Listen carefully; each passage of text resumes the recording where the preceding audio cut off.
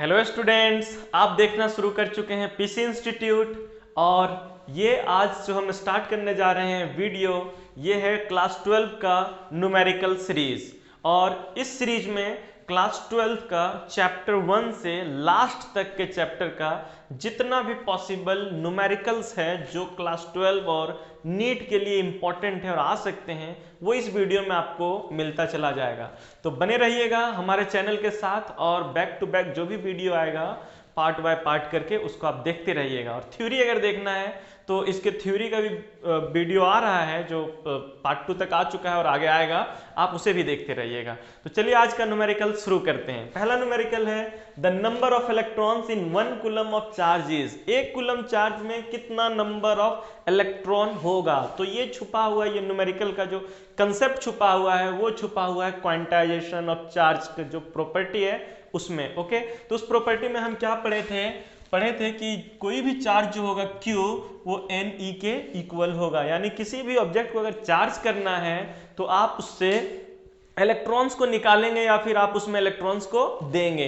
तो अगर आप इलेक्ट्रॉन को उससे निकाल रहे हैं तो वो पॉजिटिव चार्ज होता है और अगर इलेक्ट्रॉन उसमें दे रहे हैं तो नेगेटिव चार्ज होता है। तो याद कीजिए, आप इलेक्ट्रॉन्स को 1 इलेक्ट्रॉन, 2 इलेक्ट्रॉन, 3 इलेक्ट्रॉन, 4 इलेक्ट्रॉन ऐसा निकाल सकते हैं। आप 2.5 इलेक्ट्रॉन तो कभी नहीं रिमूव कर सकते हैं, इसीलिए Q इक्वल टू NE था। यानी 1 इलेक्ट्रॉन के बराबर चार्ज डेवलप कर सकते हैं, 2 इलेक्ट्रॉन के बराबर चार्ज डेवलप कर सकते हैं, 3 इलेक्ट्रॉन के बराबर चार्ज डेवलप कर सकते हैं। तो क्वेश्चन पूछ रहा है कि 1 कूलम चार्ज डेवलप करने के लिए कितना इलेक्ट्रॉन को रिमूव करना पड़ेगा या कितना इलेक्ट्रॉन उसमें शामिल होगा। तो चलिए देखते हैं टोटल चार्ज क्या है। आपको गिवन है 1 कूलम, तो Q इक्वल टू कितना गिवन है 1 कूलम। और नंबर ऑफ इलेक्ट्रॉन आपको फाइंड करना है। और एक इलेक्ट्रॉन पे कितना चार्ज होता है 1.6 into 10 to the power minus 19 coulomb. Okay, तो इस फॉर्मूला से N इक्वल टू क्या हो जाएगा, N इक्वल टू हो जाएगा Q बाय E। ओके, तो चार्ज कितना डेवलप करना है 1 कूलम और इलेक्ट्रॉन पे चार्ज कितना है 1.6 into 10 to the power minus 19 coulomb. ये कूलम और कूलम कैंसल। ओके, तो ये 1 by 1.6 into 10 to the power minus 19 हो गया। ये पॉइंट हटाएंगे तो ये 10 हो जाएगा। तो 10 by 16 into 10 to the power ये प्लस 19 हो जाएगा। तो 19 हो गया, कट करो 2 से, तो 2 5 जा 2 8 जा। ओके, तो अब हो गया ये 5 by 8 into 10 to the power 19। Okay, अब ये 5 छोटा है 8 बड़ा है, डिवाइड तो होगा नहीं, तो एक 10 इससे ले लेते हैं, तो ये हो जाएगा 50 by 8 into 10 to the power 18। Okay, अब 8 से डिवाइड करो तो 8 6 जा 48। ओके, 6 टाइम में लग गया। अब बचा कितना 2 पॉइंट दिए तो वो 20 हो गया, 8 2 जा 16 बच गया 4 और पॉइंट दिए 40 हो गया, 8 5 जा 40। तो 6.25 into 10 to the power 18 electrons होगा। ओके, समझ पा रहे हैं यहाँ तक। तो 1 कूलम चार्ज में टोटल नंबर ऑफ इलेक्ट्रॉन कितना होगा 6.25 इंटू 10 टू द पावर 18। आइए बच्चों देखते हैं नेक्स्ट क्वेश्चन। नेक्स्ट क्वेश्चन है if a charge on the body is 1 nanocoulomb then how many electrons are present on the body। Option है 6.25 into 10 to the power 27, 6.25 into 10 to the power 19, 6.25 into 10 to the power 28 and 6.25 into 10 to the power 9। तो कितना electrons होगा 1 nano coulomb में, कौन सा option होगा इसका सही। तो चलिए इसको सॉल्व करते हैं। जो पिछले क्वेश्चन में जो कंसेप्ट लगा है सेम कंसेप्ट लगेगा। तो यहाँ पे चार्ज कितना दिया है 1 नैनो कूलम। 1 नैनो कूलम कितना होता है बच्चों, तो 1 नैनो कूलम होता है 10 to the power minus 9 coulomb. Okay, nano कितना होता है 10 to the power minus 9। Okay, और इलेक्ट्रॉन में कितना चार्ज होता है 1.6 into 10 to the power minus 19 coulomb. तो N इक्वल टू क्या हो जाएगा Q बाय E हो जाएगा। और Q कितना है 10 to the power minus 9 coulomb और 1 इलेक्ट्रॉन पे चार्ज है 1.6 into 10 to the power minus 19 coulomb. Coulomb coulomb cancel हो गया। ओके, तो ये 1 by 1.6 into 10 to the power minus 9 और ये ऊपर जाएगा तो हो जाएगा प्लस 19। तो अब कितना हो जाएगा बच्चों, ये पॉइंट हटाओ तो हो जाएगा 10 by 16 into 10 to the power plus 19 में 9 माइनस हो जाएगा तो 10। ओके, 2 से कट करो 5 और ये 8 हो जाएगा। अब फिर एक 10 इससे ले लो तो हो जाएगा 50 by 8 into 10 to the power 9। और जब 50 को 8 से डिवाइड करोगे, पिछले वीडियो में देख चुके वो कितना होगा 6.25 into 10 to the power 9 electrons. Okay, तो इतने इलेक्ट्रॉन्स प्रेजेंट होगा किसमें, 1 नैनो कूलम में, और इसका जो ऑप्शन सही होगा वो ऑप्शन डी इसका सही हो जाएगा। ओके, समझ पा रहे हैं यहाँ तक? आइए देखते हैं नेक्स्ट क्वेश्चन। नेक्स्ट क्वेश्चन है a soft bubble is given a negative charge then its radius. किसी सॉफ्ट बबल में अगर हम नेगेटिव चार्ज देते हैं तो उसका रेडियस क्या होगा? क्या उसका रेडियस डिक्रीज करेगा, क्या रेडियस उसका इंक्रीज करेगा, क्या उसका रेडियस कांस्टेंट रह जाएगा, अनचेंज्ड रह जाएगा, या फिर nothing can be predicted as information is insufficient, या फिर हम कुछ भी नहीं कह सकते हैं इसके बारे में क्योंकि जो इंफॉर्मेशन क्वेश्चन में दिया गया है वो इनसफिशिएंट है। नहीं, इंफॉर्मेशन तो सफिशिएंट है, हम इसके बारे में कह सकते हैं। सपोज करो ये एक आप बबल लेते हैं, सॉफ्ट बबल लेते हैं, इस पे आप क्या दे देते हैं, नेगेटिव चार्ज देते थे। अगर नेगेटिव चार्ज अगर हम देते हैं इसके सरफेस पे तो चारों तरफ क्या होगा, नेगेटिव चार्ज आ जाएगा। ओके, अब बताओ प्रॉपर्टीज पढ़े हो ना, same charges repel each other, तो नेगेटिव चार्जेस नेगेटिव चार्ज को क्या करेगा, रिपेल करेगा, एक दूसरे से दूर ढकेलेगा। तो यहाँ का नेगेटिव चार्ज इधर को ढकेल रहा है, इधर भी ढकेल रहा है, इससे रिपल्सन हो रहा है, इधर रिपल्सन हो रहा है, चारों तरफ क्या हो रहा है, बाहर की तरफ फोर्स लग रहा है। तो ऑब्वियसली क्या होगा, इसका साइज इंक्रीज कर जाएगा। जब साइज इंक्रीज करेगा तो रेडियस जो होगा वो भी इंक्रीज कर जाएगा। तो इसका आंसर क्या होगा, इसका रेडियस जो होगा वो इंक्रीज करेगा और इसका ऑप्शन बी जो है वो करेक्ट होगा। ओके, आइए देखते हैं नेक्स्ट क्वेश्चन। नेक्स्ट क्वेश्चन क्या है, a comb run through once dry hair.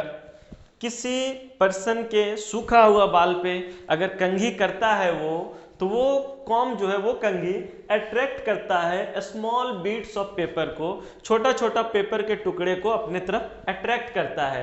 ये क्यों होता है, दिस इज ड्यू टू, किस कारण से कंघी जो है वो छोटा छोटा टुकड़ा पेपर का जो उसको अपने तरफ अट्रैक्ट करता है।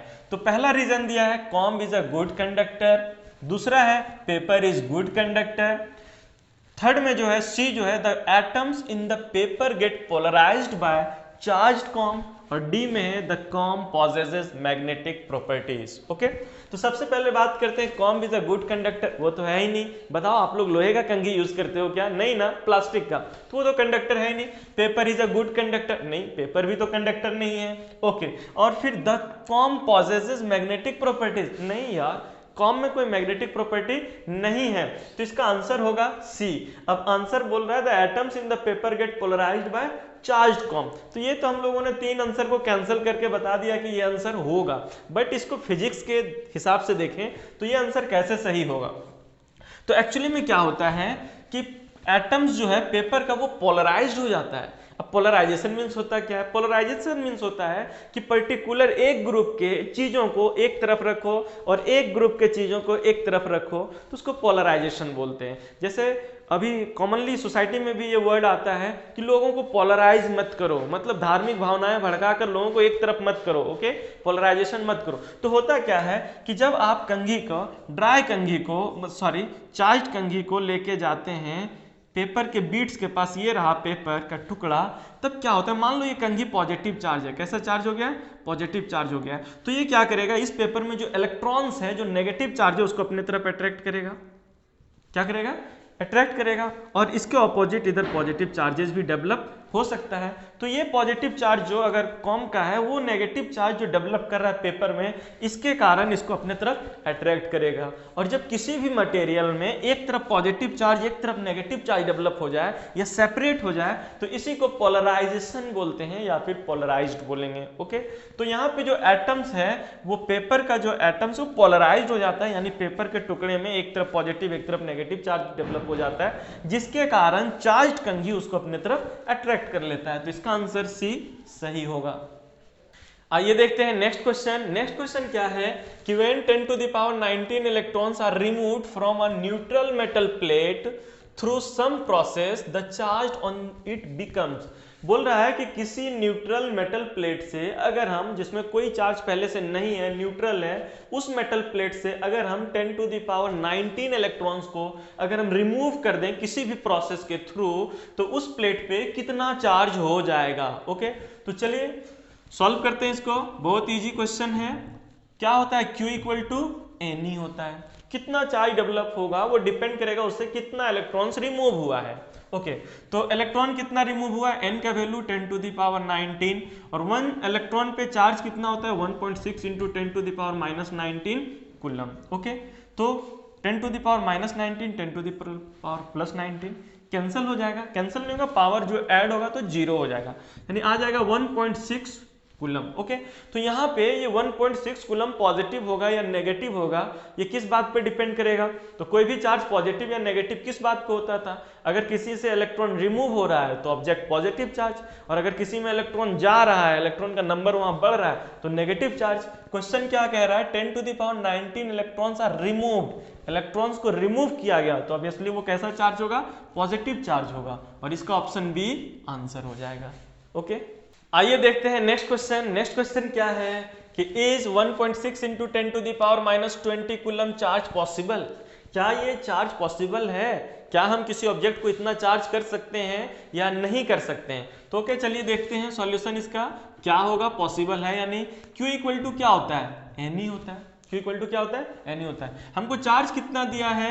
1.6 into 10 to the power minus 20 coulomb. Electron पे चार्ज कितना होता है? 1.6 into 10 to the power minus 19 coulomb. तो इतना चार्ज डेवलप करने के लिए कितना इलेक्ट्रॉन रिमूव करना पड़ेगा? चलो ये चेक कर लेते हैं। तो N इक्वल टू होता है Q बाय E।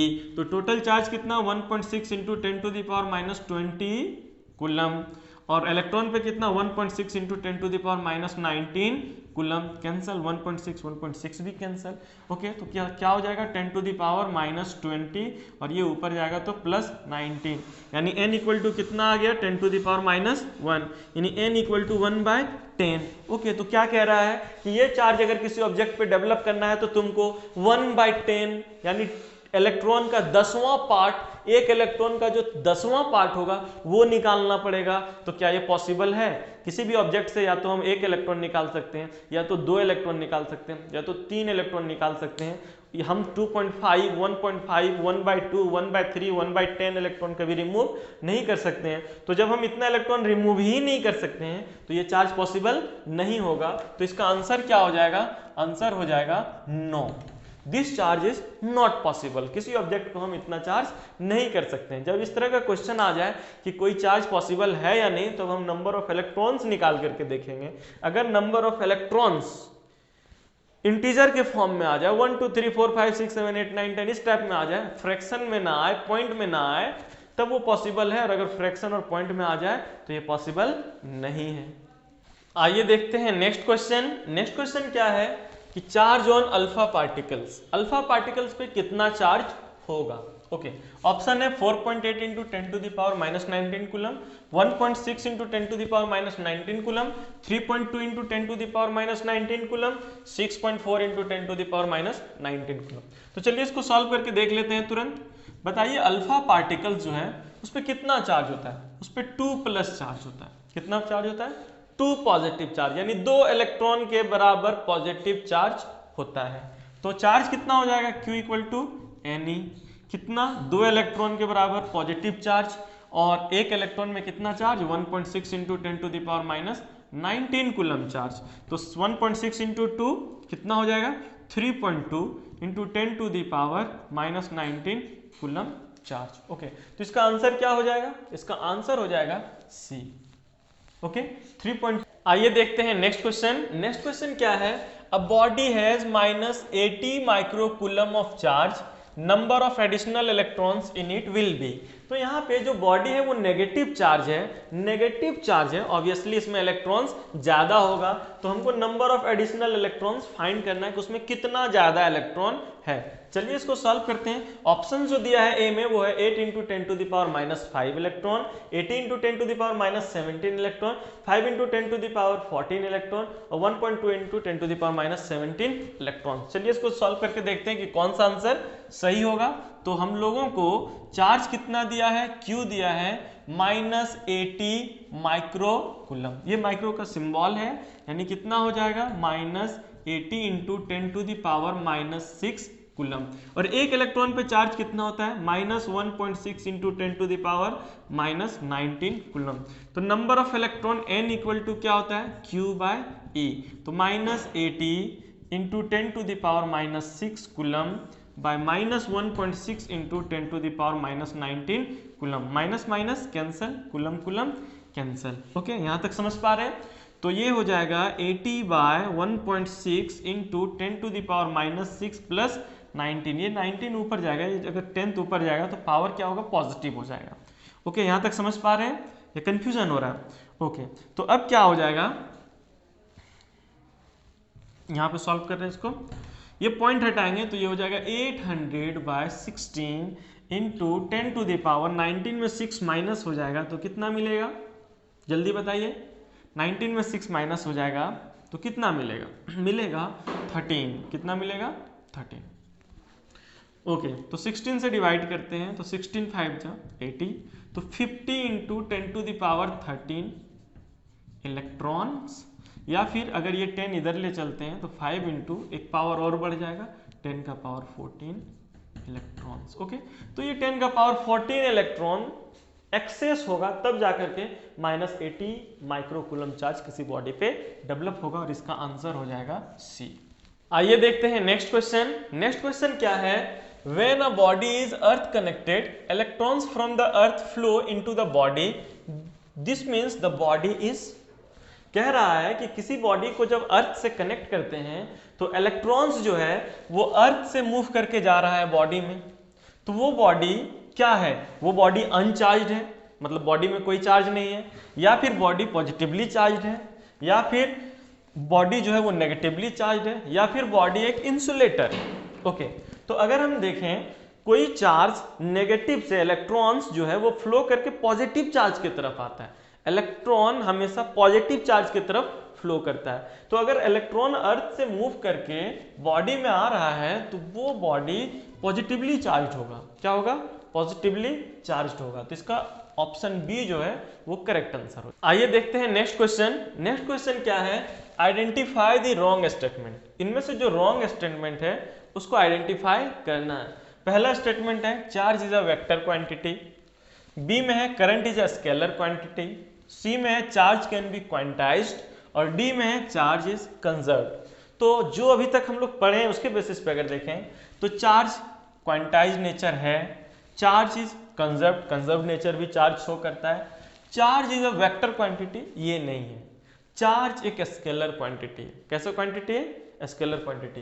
तो ये रॉन्ग हो जाएगा, ए क्या हो जाएगा, रॉन्ग। ओके, और current is a scalar quantity आगे के चैप्टर में हम पढ़ेंगे, करंट एक स्केलर क्वांटिटी है, ये भी स्टेटमेंट सही है। तो ये तीनों सही है और ये रॉन्ग है, तो इसका आंसर ए होगा। ओके, आइए देखते हैं नेक्स्ट क्वेश्चन। नेक्स्ट क्वेश्चन क्या है, one metallic sphere A is given positive charge whereas another identical metallic sphere B of exactly same mass of A is given equal amount of negative charge. Okay, बोल रहा है कि एक metallic sphere ए है जिसमें positive charge दिया जाता है, और एक सेम आइडेंटिकल ए के जैसा ही दूसरा मेटेलिक स्फीयर बी है जिसका मास ए के बराबर ही है, और उसमें नेगेटिव चार्ज दिया जाता है, उतना ही नेगेटिव चार्ज दिया जाता है जितना कि ए में पॉजिटिव चार्ज दिया गया था। तब क्या होगा, तब मास ऑफ ए और mass of be still remain equal, मतलब ऑब्जेक्ट ए और ऑब्जेक्ट बी दोनों का मास सेम रहेगा, या फिर मास ऑफ ए इंक्रीज करेगा, या फिर मास ऑफ बी डिक्रीज करेगा, या मास ऑफ बी इंक्रीज करेगा। ओके, अगर किसी ऑब्जेक्ट को आप पॉजिटिव चार्ज करते हैं तो उससे इलेक्ट्रॉन्स को रिमूव करना पड़ता है, और अगर किसी में नेगेटिव चार्ज करते हैं तो उसमें इलेक्ट्रॉन्स को देना पड़ता है बाहर से। तो इलेक्ट्रॉन में चार्ज तो है ही, लेकिन इसके साथ साथ इलेक्ट्रॉन का अपना कुछ मास भी है। तो जिस मेटल से या जिस बॉडी से हम इलेक्ट्रॉन्स को रिमूव करेंगे तो वो चार्ज तो होगा ही, उसके साथ साथ वहाँ चार्ज अनबैलेंस होगा और पॉजिटिव चार्ज होगा वो, उसके साथ साथ इलेक्ट्रॉन निकलने के कारण उस ऑब्जेक्ट का मास घटेगा, और जिस ऑब्जेक्ट में हम इलेक्ट्रॉन्स को देंगे वो ऑब्जेक्ट में इलेक्ट्रॉन्स इंक्रीज करेगा और ऑब्जेक्ट नेगेटिव चार्ज होगा, उसके साथ साथ उस ऑब्जेक्ट का मास इंक्रीज कर जाएगा, क्योंकि बाहर से उसमें इलेक्ट्रॉन्स आ रहा है और इलेक्ट्रॉन्स का अपना कुछ मास भी होता है। ओके, तो यहाँ पे क्या होगा, ए का मास डिक्रीज करेगा क्योंकि वो पॉजिटिव चार्ज हो रहा है, और बी का मास इंक्रीज करेगा क्योंकि वो नेगेटिव चार्ज हो रहा है। ओके, तो मास ऑफ ए और बी इक्वल तो नहीं रहेगा, मास ऑफ ए इंक्रीज नहीं करेगा, पॉजिटिव चार्ज हो रहा है तो डिक्रीज करेगा, मास ऑफ बी डिक्रीज नहीं, बी का मास इंक्रीज करेगा। क्यों इंक्रीज करेगा, क्योंकि उसमें इलेक्ट्रॉन बाहर से आ रहा है और वो नेगेटिव चार्ज हो रहा है। तो ऑप्शन डी हमारा सही हो जाएगा, मास ऑफ बी इंक्रीजेस, ये हमारा आंसर हो जाएगा। ओके, तो चलिए देखते हैं आज का लास्ट क्वेश्चन। क्वेश्चन है a conductor has been given charge -3 × 10⁻⁻7 coulomb by transferring electrons mass increases in kg of the conductor and the number of electrons added to the conductor are respectively। बोला जा रहा है कि किसी conductor में 3 × 10⁻⁻7 coulomb charge दिया जा रहा है इलेक्ट्रॉन ट्रांसफर करा करके, तो उस कंडक्टर का कितना मास इंक्रीज करेगा केजी में बताना है, और उस कंडक्टर में कितना नंबर ऑफ इलेक्ट्रॉन्स को दिया गया, ऐड किया गया, ये बताना है। तो चलिए सबसे पहले फाइंड करते हैं नंबर ऑफ इलेक्ट्रॉन्स। जब नंबर ऑफ इलेक्ट्रॉन्स फाइंड कर लेंगे तो फिर एक इलेक्ट्रॉन का जो मास होता है उसको नंबर ऑफ इलेक्ट्रॉन से मल्टीप्लाई करेंगे तो कितना मास चेंज होगा ये भी पता चल जाएगा। ओके, तो चलिए कितना चार्ज दिया गया है, Q = -3 × 10⁻⁻7 कूलम चार्ज दिया गया है। इलेक्ट्रॉन में कितना चार्ज होता है, -1.6 × 10⁻⁻19 कूलम। तो नंबर ऑफ इलेक्ट्रॉन्स कितना एडेड किया गया होगा, N = क्या हो जाएगा, Q/E हो जाएगा। तो -3 × 10⁻⁻7 coulomb by -1.6 × 10⁻⁻19 coulomb. Coulomb coulomb cancel, minus minus cancel. Okay, तो N = क्या हो जाएगा, 3/1.6 × 10⁻⁻7 और ये -19 ऊपर जाएगा तो +19 हो जाएगा। तो N = अगर 3 को हम 1.6 से डिवाइड करें तो अप्रॉक्स लगभग 2 के इक्वल आएगा, और इंटू 10⁻19 में जब 7 माइनस होगा तो मिल जाएगा 12।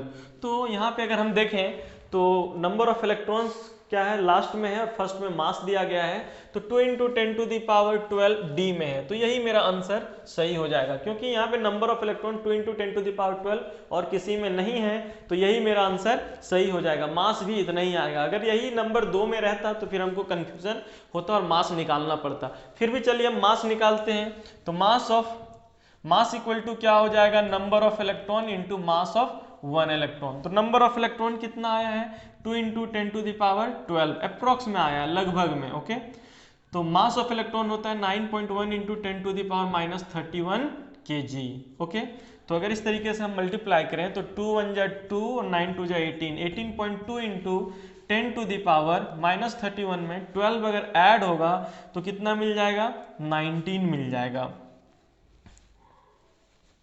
कितना मिल जाएगा, -19। ओके, -19, यहाँ तक समझ पा रहे हैं, kg। तो अब हम इसको लिखेंगे 1.82 × 10⁻⁻19 kg। ओके, अगर हम इसको अब 2 लिखते हैं, सॉरी 1.8 लिखते हैं, 18.2 को अगर 1.8 लिखते हैं तो ये -18 हो जाएगा। ओके, 1 ऐड करना पड़ेगा इसमें, 1 ऐड करेंगे तो ये -19 से -18 हो जाएगा, और ये अप्रॉक्स लगभग किसके इक्वल है, 2 के इक्वल है। तो 2 × 10⁻⁻18 kg मास इसमें चेंज होगा लगभग में। तो यहाँ से मास आ गया 2 × 10⁻18 kg और नंबर ऑफ इलेक्ट्रॉन आ गया 2 × 10⁻12। तो किसी कंडक्टर में अगर हम -3 × 10⁻�7 कूलम चार्ज अगर हम देंगे तो उसका मास जो है वो 2 × 10⁻18 kg बढ़ जाएगा, और नंबर ऑफ इलेक्ट्रॉन जो ऐड किया जाएगा वो 2 × 10⁻12 होगा। ओके, तो ये वीडियो अगर आपको अच्छा लगे तो इसको लाइक कीजिए, शेयर कीजिए, और हमारे चैनल को सब्सक्राइब कीजिए ताकि नेक्स्ट वीडियो जो आए वो